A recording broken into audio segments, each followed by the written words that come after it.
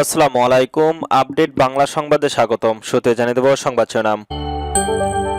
প্রথমে জানিয়ে দেব হাদিকে হত্যা চেষ্টায় ব্যবহৃত মোটরসাইকেলের শনাক্ত, মালিক গ্রেপ্তার।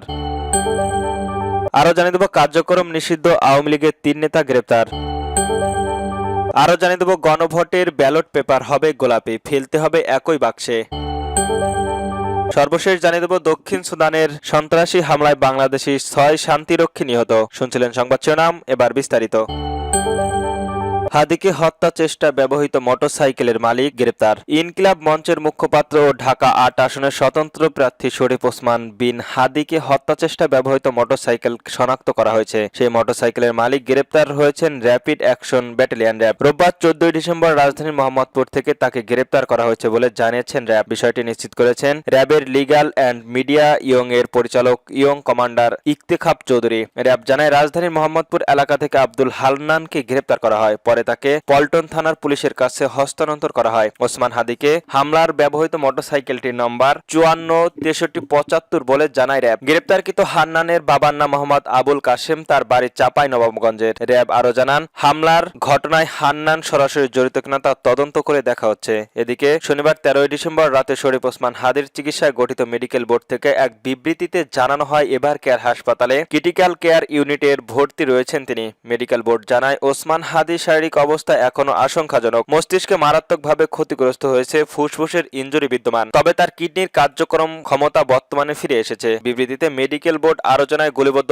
ওসমান হাদির মস্তিষ্কে মারাত্মকভাবে ক্ষতিগ্রস্ত হয়েছে। যেহেতু সার্জিক্যাল হস্তক্ষেপ সম্পন্ন হয়েছে তাই তাকে কনভেনশন ম্যানেজমেন্টে রাখা হয়েছে। ব্রেন প্রোটেকশন প্রোটোকল অনুসারে তার প্রয়োজনীয় সব সাপোর্ট চালু রয়েছে। শারীরিক অবস্থা কিছুটা স্থিতিশীল হলেও পুনরায় ব্রেনের সিটি স্ক্যান করা হতে পারে।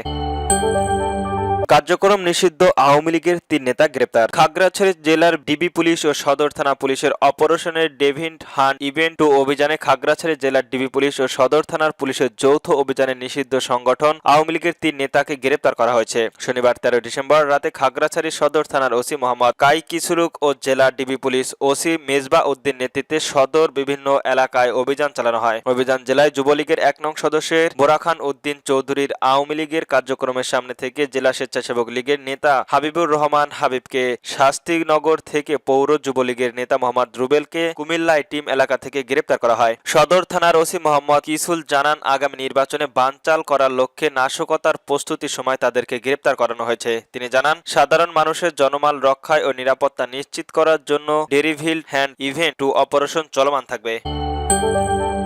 গণভোটের ব্যালট পেপার হবে গোলাপি, ফেলতে হবে একই বাক্সে। জাতীয় সংসদ নির্বাচনের ব্যালট এবং গণভোটের ব্যালট একই বক্সে ফেলতে হবে। গণভোটের ব্যালট হবে গোলাপি। শনিবার ১৩ ডিসেম্বর নির্বাচন কমিশনার ইসি থেকে জারি করা একটি পরিপত্রে এ তথ্য জানানো হয়েছে। এতে বলা হয় একই দিনে অনুষ্ঠিত হবে গণভোট ও জাতীয় নির্বাচন। জাতীয় নির্বাচন ব্যালট সাদা হলেও গণনার সুবিধার সাথে গণভোটের ব্যালট হবে গোলাপি রং। এছাড়াও গণভোট ও জাতীয় নির্বাচনের ব্যালট একই বক্সে ফেলা হবে। ২০২৬ সালের ফেব্রুয়ারির অনুষ্ঠানে গণভোটের প্রশ্নে ভোটারদের সময় রিটার্নিং অফিসার, সহকারী রিটার্নিং অফিসার ও গণভোট কর্মকর্তা নিয়োগ, গণভোট ও পদ্ধতি নির্ধারণ, ফলাফল প্রকাশ সহ বিভিন্ন বিষয়ে ইসি এই পরিপত্র জারি করেন। গণভোটের বিষয় জুলাই জাতীয় সনদ বাস্তবায়নের আদেশে ২০২৫ এবং জুলাই জাতীয় সনদের লিপিবদ্ধ সংবিধান সংস্কার সম্পর্কিত লিখিত প্রস্তাবসমূহের প্রতি ভোটারগণ সম্মিত প্রজ্ঞাপন করবে কিনা সে বিষয়ে ভোটের ব্যালটের মাধ্যমে গণভোট অনুষ্ঠিত হবে। নির্বাচনকালী তত্ত্বাবধায়ক সরকার, নির্বাচন কমিশনার এবং অন্যান্য সাংবিধানিক প্রতিষ্ঠান জুলাই সনদের বর্ণিত প্রতিক্রিয়ার আলোকে গঠন করা হবে। আগামী জাতীয় সংসদ হবে 2 কক্ষ বিশিষ্ট এবং জাতীয় সংসদ নির্বাচনের দলগুলো প্রাপ্ত ভোটের অনুপাতে 100 সদস্য বিশিষ্ট একটি উচ্চ কক্ষ গঠিত হবে এবং সংবিধানের সংশোধন করতে হলে উচ্চ কক্ষের সাংগঠনিক সদস্যের অনুমোদন করা হবে। সংসদের নারী প্রতিনিধি বৃদ্ধি, বিরোধী দল হতে ডেপুটি স্পিকার ও সংশোধনীয় কমিটির সভাপতি নির্বাচন, মৌলিক অধিকার, বিচার বিভাগের স্বাধীনতা, স্থায়ী সরকার, প্রধানমন্ত্রীর মেয়াদ, রাষ্ট্রপতির ক্ষমতাসহ তসলিফ বিনির্মিত ও 30টি বিষয়ে জুলাই জাতীয় সনদের ঐক্যমত রয়েছে। সেগুলো বাস্তবায়নের আগামী সংসদ নির্বাচনে বিজয়ী রাজনৈতিক দলগুলোর বাধ্য থাকতে হবে। জুলাই জাতীয় সনদের বর্ণিত অপরাধ সরকারকে রাজনৈতিক দলগুলোর প্রতিশ্রুতি অনুসরণে বাস্তবায়ন করা হবে। গণভোট অনুষ্ঠানের সময়সূচি ও গণবিজ্ঞপ্তি। গণভোটের অনুষ্ঠানে নির্বাচনের লক্ষ্যে নির্বাচন কমিশনার গণভোটের সময়সূচি উল্লেখ করে 11 ডিসেম্বর একটি গণবিজ্ঞপ্তি জারি করেন। বিজ্ঞপ্তি অনুসারে জাতীয় সংসদ নির্বাচন ও গণভোটের একই দিনে অর্থাৎ আগামী 12 ফেব্রুয়ারিতে অনুষ্ঠিত হবে। জাতীয় সংসদ সংসদ নির্বাচন ও গণভোট সকাল 10:30 থেকে বিকাল 4টা পর্যন্ত একই সঙ্গে বিরতিহীনভাবে অনুষ্ঠিত হবে। রিটার্নিং অফিসার জাতীয় সংসদ নির্বাচনের জন্য কমিশনার কৃতিত যেসব রিটার্নিং অফিসার ও সহকারী রিটার্নিং অফিসার নিয়োগ ও অধিক ক্ষেত্রে নির্ধারণ করা হবে, সেসব রিটার্নিং ও সহকারী রিটার্নিং অফিসাররা গণভোটের অনুষ্ঠানের জন্য সংশ্লিষ্ট অধিক্ষেত্রে নিযুক্ত হয়েছেন বলে গণ্য হবে। দক্ষিণ সুদানের সন্ত্রাসী হামলায় বাংলাদেশি 6 শান্তিরক্ষী নিহত। দক্ষিণ সুদানের আবহাওয়াতে সন্ত্রাসীদের ইউএনএ ঘাঁটিতে আক্রমণে বাংলাদেশের সেনাবাহিনীর 6 জন শান্তিরক্ষী নিহত হয়েছেন, আহত হয়েছেন 8 জন। সেখানে যুদ্ধ চলমান রয়েছে বলে গতকাল শনিবার রাত 9:56 অন্তঃবাহিনী জনসংযোগ পরিঅধিদপ্তর এ সংবাদটি জানিয়েছেন। রাত 10:20 দিকে এসআই এর পরিচালক কর্নেল সামি ও দোলা চৌধুরী কালের কণ্ঠকে নিশ্চিত করেন সেখানে যুদ্ধ চলমান। নিহত সেনাদের সম্পর্ক বিস্তারিত এখনো জানা যায়নি। বার্তা সংস্থা এসআইপি জানান, সুদানের দক্ষিণ অঞ্চলের কর্ডোফোন এলাকায় জাতিসংঘের একটি ভবনে ড্রোন হামলার অন্তত 6 জন নিহত হয়েছেন। স্থানীয় সময় গতকাল শনিবার বিকালে এই ঘটনা ঘটে। স্থানীয় হাসপাতালের সূত্রটি জানানো হয়েছে। এই ঘটনায় নিন্দা জানিয়ে দেশটির সরকারের এক বিবৃতিতে জানিয়েছেন, আধা সামরিক বাহিনী র্যাপিডো সাপোর্ট ফোর্সের এই হামলা চালিয়েছে। প্রধান উপদেষ্টার পররাষ্ট্র মন্ত্রণালয় ও তারেক রহমানের শোক। দক্ষিণ সুদানের আবেগে জাতির সংঘর্ষ শান্তিরক্ষা মিশনের একটি ঘাঁটিতে সন্ত্রাসীদের অতর্কিত হামলার ঘটনায় তীব্র নিন্দা জানিয়েছে বাংলাদেশ অন্তর্বর্তীকালীন সরকারের প্রধান উপদেষ্টা মোহাম্মদ ইউনূস, পররাষ্ট্র মন্ত্রণালয় ও বিএনপি চেয়ারপারসন তারেক রহমান। ওই হামলায় বাংলাদেশি সীমান্তরক্ষী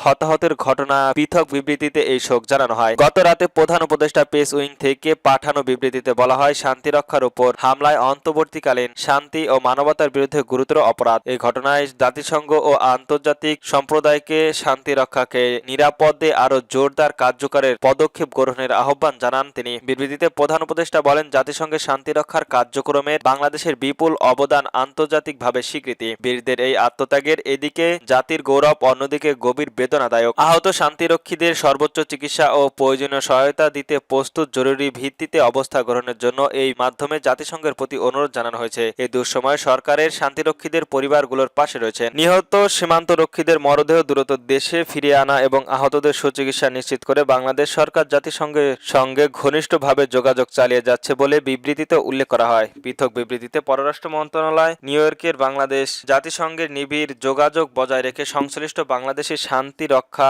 সর্বাত্মক সহায়তা প্রদানের একযোগে কাজ করে যাচ্ছেন। গতকাল সুদানে কর্মরত বাংলাদেশের শান্তিরক্ষীদের উপর হামলায় তীব্র নিন্দা জানাচ্ছে। এই হামলায় 6 জন বাংলাদেশি সীমান্তরক্ষী নিহত ও 8 জন আহত হয়েছেন। নিউ ইয়র্কে অবস্থিত জাতিসংঘে বাংলাদেশের স্থায়ী মিশনের মাধ্যমে সরকার আহত শান্তিরক্ষীদের সর্বোচ্চ চিকিৎসা নিশ্চিত করার জন্য জাতিসংঘকে অনুরোধ জানিয়েছে।